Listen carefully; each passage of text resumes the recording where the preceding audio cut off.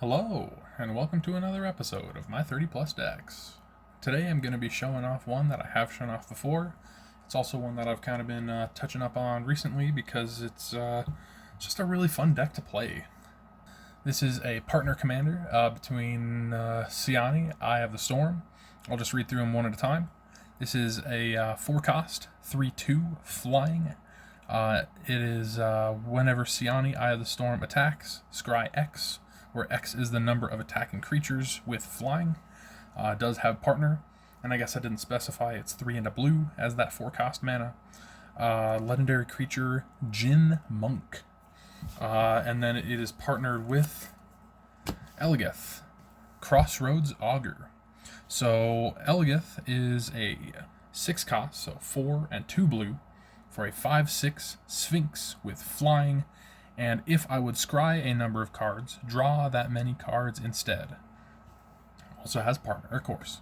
So, with the both of them, I'm trying to get out just a whole bunch of creatures with flying. Swinging with a whole bunch of them, including Siani. Siani has to attack. And then if Eligeth is out, if I am attacking with 5 flying creatures, then I am, instead of scrying 5 cards, I'm drawing 5 cards.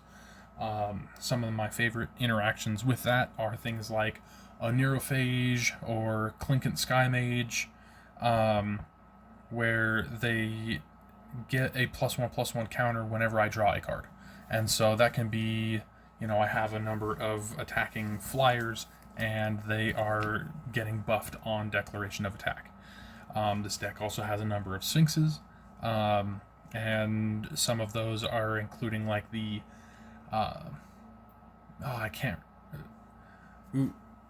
Unesh or something like that. He makes Sphinxes cost 2 less, and it's pretty much like a let me see if I can straighten this out a little bit. It's pretty much like a fact or fiction whenever he or another Sphinx enters. Unesh, I think is what it is. Anyways, I'll just jump right in. I'll try not to mess with that too much. Let's just that looks good to me. I've already drawn my hand, so I think I can just jump right in. Like I was saying, there's a number of Sphinxes in the deck, including Unesh, pretty sure that's his name, which, like I was saying, Sphinxes cost 2 less, which is awesome. Also, Sphinxes entering, I do like a fact or fiction, so it's the top 4 cards instead of the top 5, and an opponent separates them into 2 piles. I've been doing it a little bit crazy, where I'll like roll a die, and whether it's odds or evens is whether it's face up or face down, and then after, if I get 2 odds in a row, then the other 2 are face up, kind of thing. Anyways, I also have Atemsis as a Sphinx, and he is it really does work well with me drawing so many cards, because he has some ability where I can have someone lose the game, or I'm pretty sure it's having them lose the game. It might be me winning the game, but it's all based off of whether I have like 6 differently mana costed things or something like that. Either way, we'll get there if we get there. For right now, I'm just stoked to show you guys this deck. Let's jump right in. Turn 1. Draw. And land. Island. As your ship clears the edge of Waterdeep Harbor, you notice pirate sails on the horizon. What has made them so bold? Then I'm going to tap that blue for a Spectral Sailor, right on theme. Permission to haunt aboard, Captain. Turn 2. I'll tap, upkeep, draw. Let's go with this other island, and I will tap 2 for a Thrumming Bird. Truth be told, I could probably switch out Thrumming Bird, because I can't think of many things that get proliferated in this deck. I don't really use counters much. Going to turn 3, I'll tap, upkeep, draw. But for now, it's a cheap flyer. Turn 3, that is my 3rd land.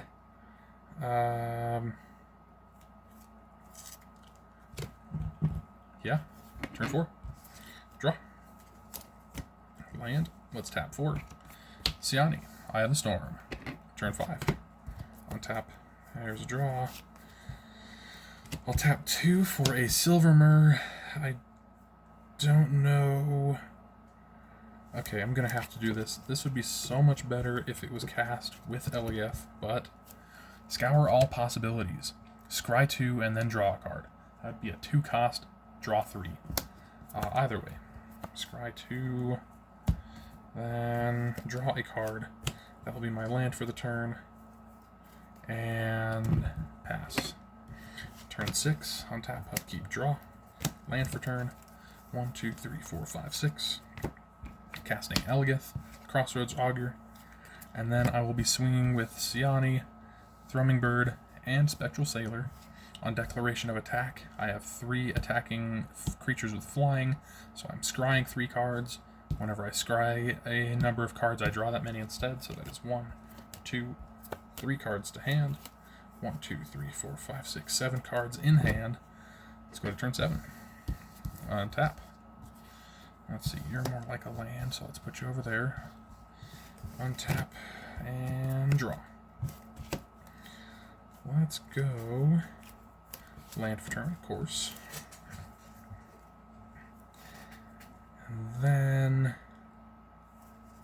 1, 2, 3, 4, 5, 6, 7, 8 to work with.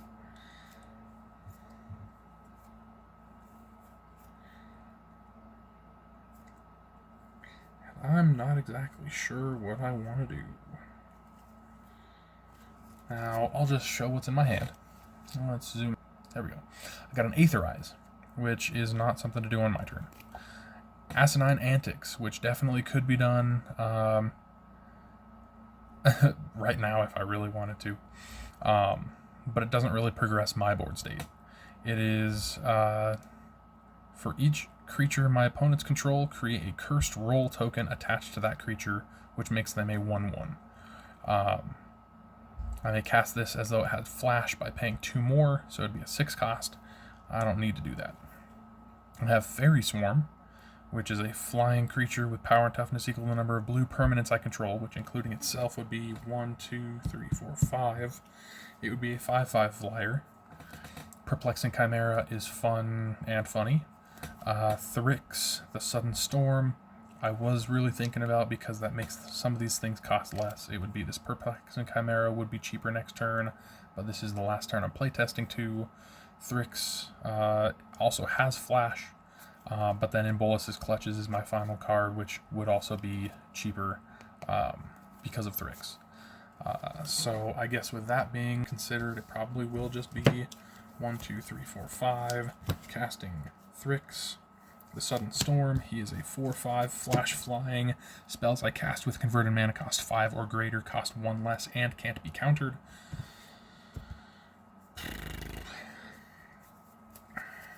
I guess I'll swing with these 3 again, drawing 3 more cards. Alrighty. Oh, that's perfect.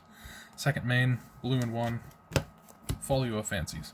Players have no maximum hand size, so I do not have to discard down. 1, 2, 3, 4, 5, 6, 7, 8 cards in hand. Yeah, that's perfect. That's great. Let's shuffle up and go one more playtest. One more showcasing. One more.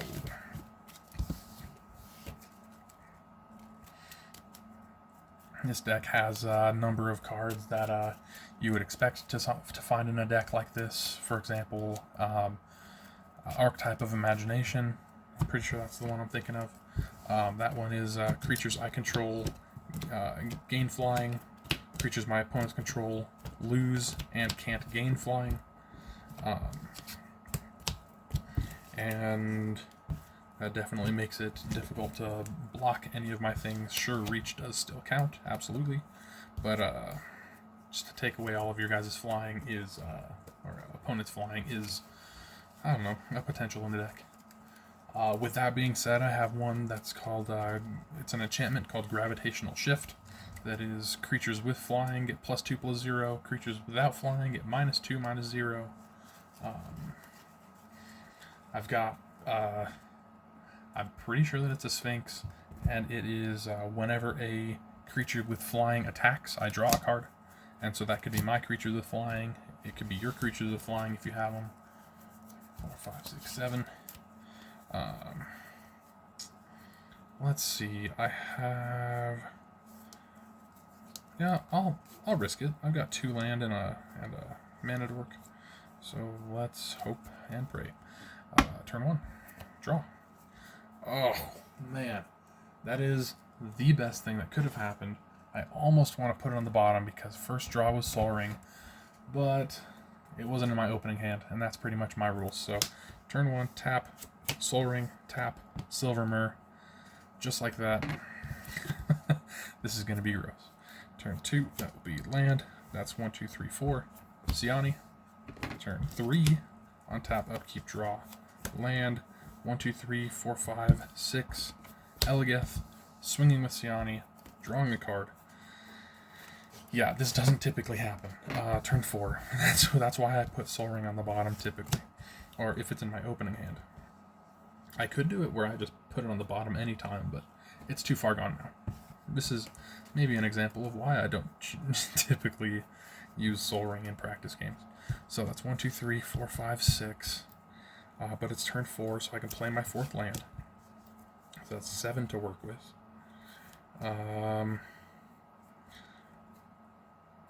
Let's go ahead and go blue, blue, blue. And 1, 2, 3. Casting Attempsis, All-Seeing. This is a 4/5 flying. For 2 and a blue, I can tap him, draw 2 cards, then discard a card. Whenever Attempsis, All-Seeing deals damage to an opponent, I may reveal my hand. If cards with at least 6 different converted mana costs are revealed this way, that player loses the game. Let's go to turn 5. Untap. Upkeep. Draw. Okay. You know, I should have attacked last turn, but it's too far gone for that. So 1, 2, 3, 4.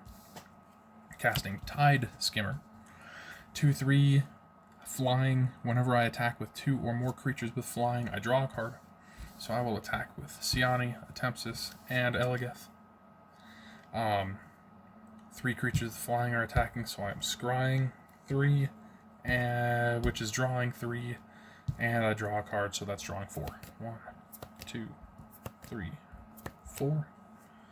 Okay.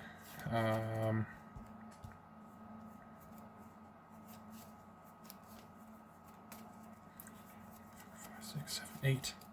8 cards in my hand, so I will second main phase go 1, 2, casting Favorable Winds. Creatures I control with flying get +1/+1, and tap Silvermere to cast Aqueous Form on Siani, which is enchanted creature can't be blocked, and whenever an enchanted creature attacks, I scry 1.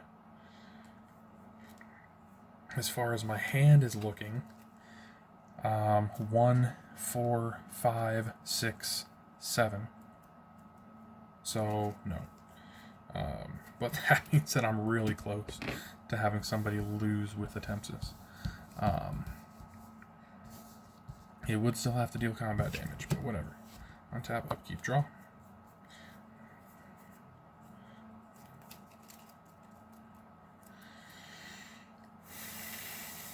Okay. That's really good. 1, 2, 3, 4, 5, 6, 7.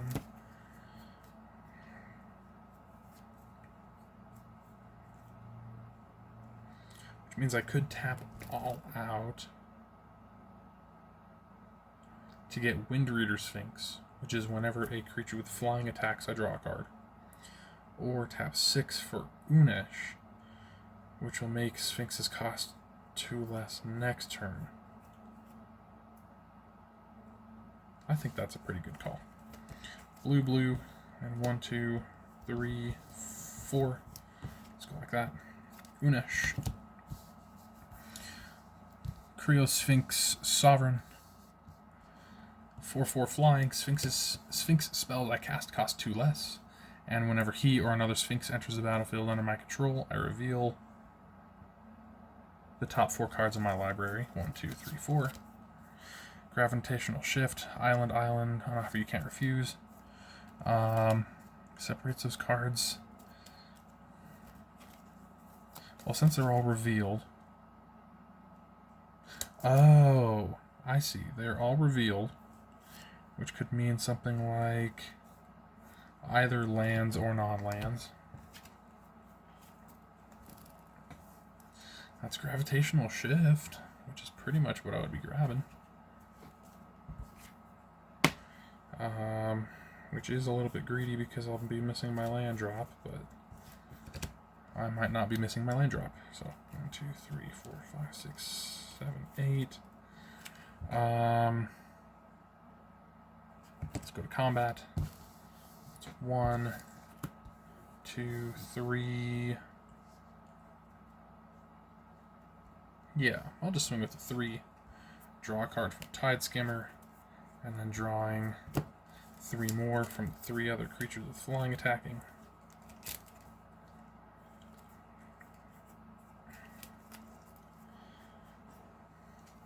My hand is, let's see, 1, 4, 5, 7. Land.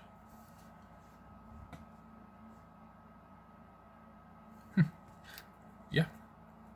I guess, land for turn will be there near the end. Might as well use things as I have them, so I'll tap a blue to cast Arcane Flight on my Silvermer, giving it +1/+1 in flying, so it gets an extra +1/+1 from that. Let's go 1, 2, 3, 4, 5, 6, 7. Let's discard 1 more.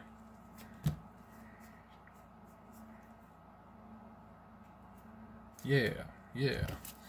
I'll discard an Offer You Can't Refuse, Dungeon Geist, and Perplexing Chimera. I don't really need them. Let's go to turn 7. On tap, upkeep, draw. Island is my land for turn.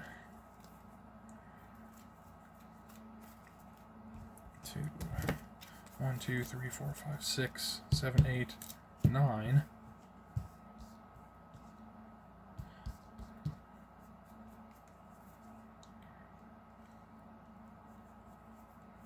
If I wanted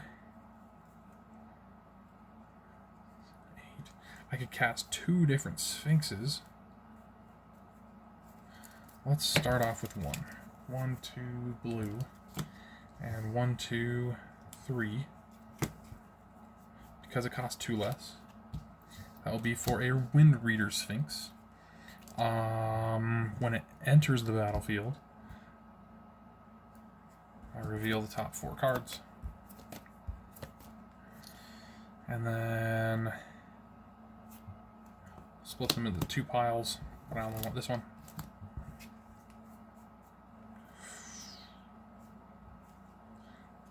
One, 2, 3. I could do that.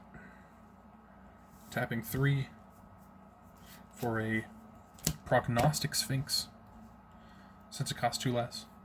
3/5 flying, discard a card, and it gains hexproof until the end of turn. I also tap it, and whenever it attacks, I scry 3. Now, it entering is 1, 2, 3, 4 cards revealed, and that will be... I'll just split them like that, and I will take Glimmerbell, why not?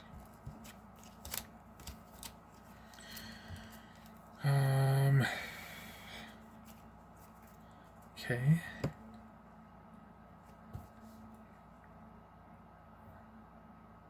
Now, with any attacking that I do, Wind Reader Sphinx will have me draw a card with its...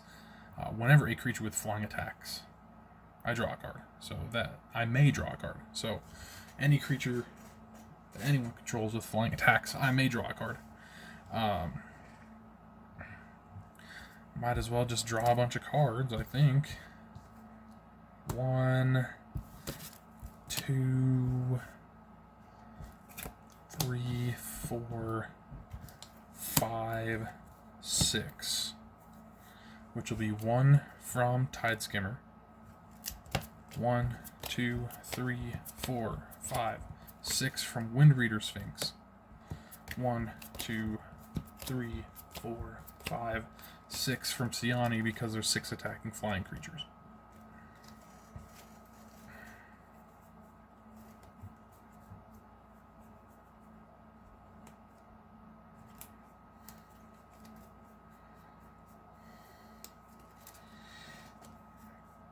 And then I can just be sad because with all of those cards I drew a Thought Vessel and I can't cast it. But if a Tempest happens to deal combat damage, 1, 2, 3,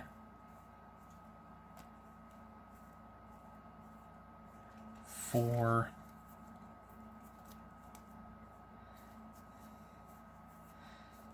5, 6. I could have somebody lose the game if it came to it. So many good ones. Preordained High Tide I just recently got, and so that one's a great one in this deck. I did draw Archetype of Imagination as the first draw this turn, and man, what a fun deck. I'm going to call it there. Hope you guys had a good time watching. Hope you guys just are having a good time. Sweet. Gonna call it for this video. Soul Ring, you dirty dog. You just make things go so quick, or so big. Yeah. Hope you guys have a great rest of your day, and I will see you in the next one. Later.